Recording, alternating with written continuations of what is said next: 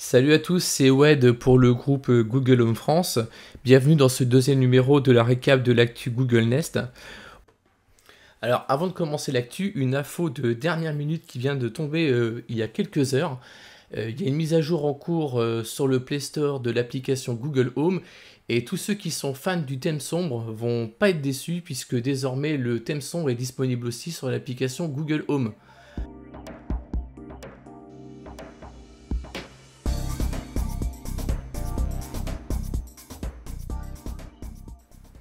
Alors, on va démarrer l'info sur le multi-room, une petite nouveauté annoncée par Google sur son blog il y a quelques semaines qui concerne les groupes d'enceintes. Désormais, chaque utilisateur qui a un Smart Display pourra choisir sur quelle enceinte il veut diffuser le son. Alors concrètement, on peut créer un groupe d'enceintes en live conformément à ses besoins à l'instant présent.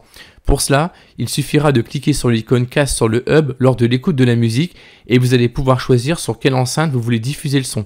Alors pour l'instant, c'est seulement disponible sur les écrans Nest Hub, mais Google annonce l'arrivée de l'option aussi via l'application Home directement pour cet automne. Et la bonne nouvelle, c'est que pour une fois, cette option est aussi disponible en France. Voilà.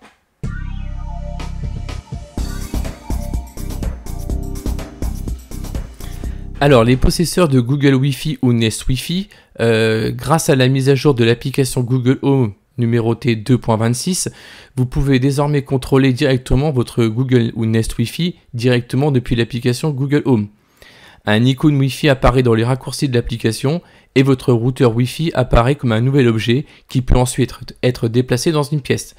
Vous pouvez donc désormais désinstaller l'application Google Wi-Fi puisqu'elle n'est plus utile.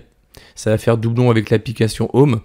En effet, puisque tous les paramètres sont directement gérés depuis l'application Home. Configuration du Wi-Fi familial, du réseau invité, des paramètres avancés, etc.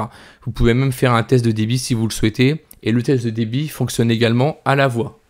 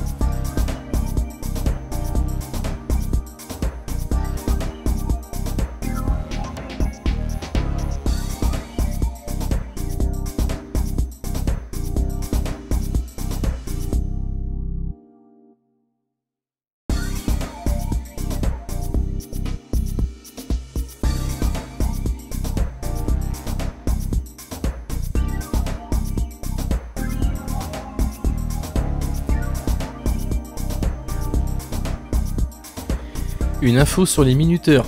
Il est enfin possible depuis n'importe quelle enceinte munie de Google Assistant de stopper la sonnerie d'une alarme ou d'un minuteur déclenché sur une autre enceinte. Alors on a pu tester quelques commandes telles que lancer une alarme sur une autre enceinte ou consulter le temps restant du minuteur. Malheureusement ça pour l'instant c'est pas fonctionnel. On peut juste arrêter le minuteur ou l'alarme d'une autre enceinte.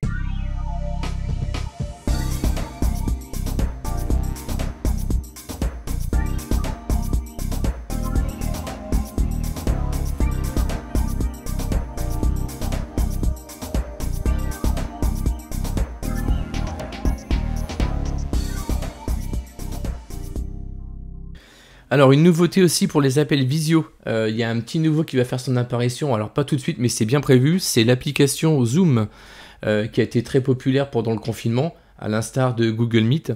Et donc Google a annoncé sur son blog que Zoom serait également disponible directement sur les Nest Max. Puisqu'on parle de Google Meet également, il y a aussi la possibilité maintenant de passer Google Meet via le Chromecast. Ce qui veut dire que vous pouvez passer dans vos appels visio directement de vos canapés et vous aurez la personne en face de vous directement sur votre téléviseur s'il est équipé d'un Chromecast. Et on va terminer cette vidéo d'actu sur une bonne nouvelle pour les abonnés d'Orange, puisqu'en effet la dernière version de l'application Orange disponible sur iOS et Android permet enfin d'autoriser la diffusion sur les appareils Chromecast. Donc désormais, il est possible de lancer la télévision d'Orange depuis vos téléphones ou votre tablette et de la diffuser directement sur vos appareils Cast. Alors par contre, il n'y a aucun partenariat directement avec Google pour l'intégrer dans les services comme MyCanal ou Molotov. Donc pour l'instant, vous ne pouvez pas diffuser les émissions d'Orange à la voix. Ça ne restera que du Cast.